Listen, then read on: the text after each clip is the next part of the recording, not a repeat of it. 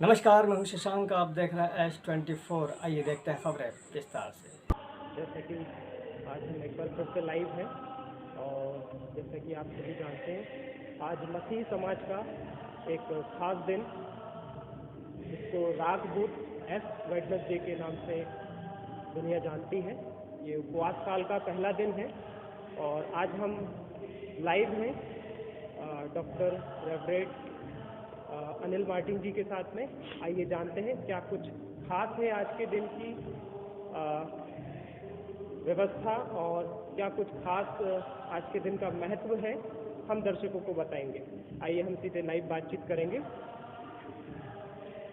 महोदय, आपका परिचय। मैं रेवरेंड डॉक्टर अनिल मार्टिन और मैं Protestant clergy fellowship of Bhopal और मध्य प्रदेश क्रिश्चियन एसोसिएशन का अध्यक्ष हूँ। और हमारे लिए आज का दिन एक बहुत ही विशेष और महत्व का दिन है।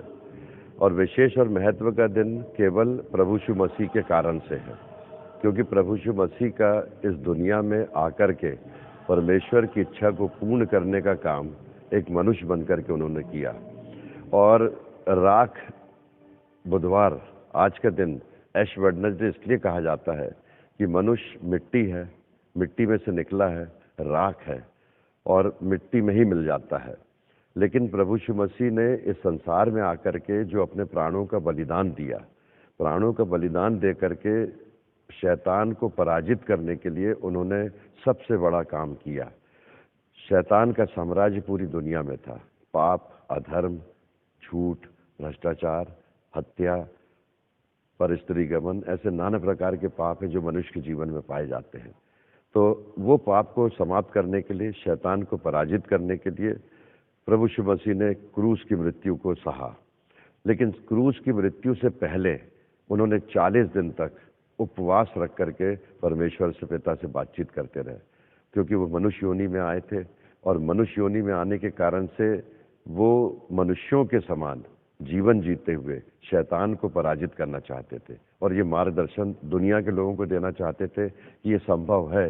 एक मनुष्य, एक व्यक्ति अगर ठान ले कि वो बुरे काम नहीं करेगा, पाप नहीं करेगा, अधर्म नहीं करेगा, शैतान के कामों पर भरोसा नहीं रखेगा और संसार के समान नहीं चलेगा, तो निश्चित ही वो इस संसार में सफल होता है।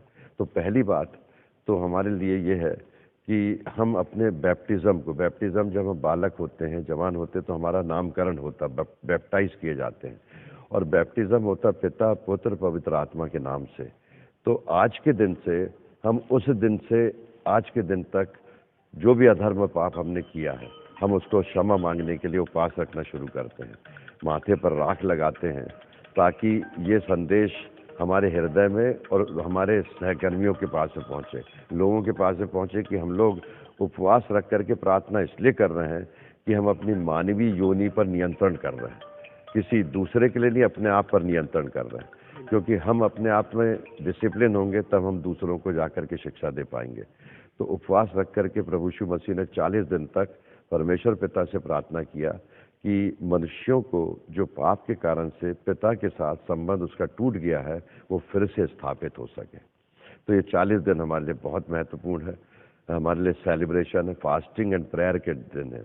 और वर्तमान समय में जो सबसे दुर्भाग्यपूर्ण स्थिति बनी है, बाइबल में लिखा है, जब युद्ध की चर्चा तुम सुनो, भूकंप और प्राकृतिक आपदाओं की चर्चा जब सुनो और दुनिया में उथल पुथल जब देखो, तो समझ लेना कि जीसस क्राइस्ट का दोबारा आगमन बहुत नज़दीक है। आज पूरी यूरोपियन कंट्रीज एक तरफ हो गई हैं और रशिया और उनके समर्थक देश एक तरफ हो गए हैं। पूरा विश्व परमाणु युद्ध की बिल्कुल किनारे में खड़ा हुआ है। और अगर वो युद्ध छिड़ता है तो पूरी दुनिया का नाश हो जाएगा। युद्ध तो छिड़ चुका है, लेकिन अगर वो डिसिप्लिन में, नियंत्रण में नहीं आएगा, एक दूसरे को समझेंगे नहीं, एक दूसरे से शांति की बातचीत नहीं करेंगे, तो इस दुनिया में बड़ा भारी हाहाकार मच जाएगा। तो आज का दिन से हम प्रार्थना कर रहे हैं कि हमारे न केवल भारतीय छात्र छात्राएं, लेकिन पूरी दुनिया के लोग बचाए जाए।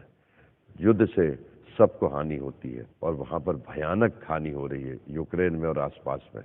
तो हम सबसे पहले उसी के लिए प्रार्थना कर रहे हैं आज, ईश्वर शांति दे। और क्या खास रहेगा इस 40 दिनों में, कैसे प्रेयर? हमारे लिए तो सबसे मुख्य बात है कि हम celebration, fasting and prayer celebration है।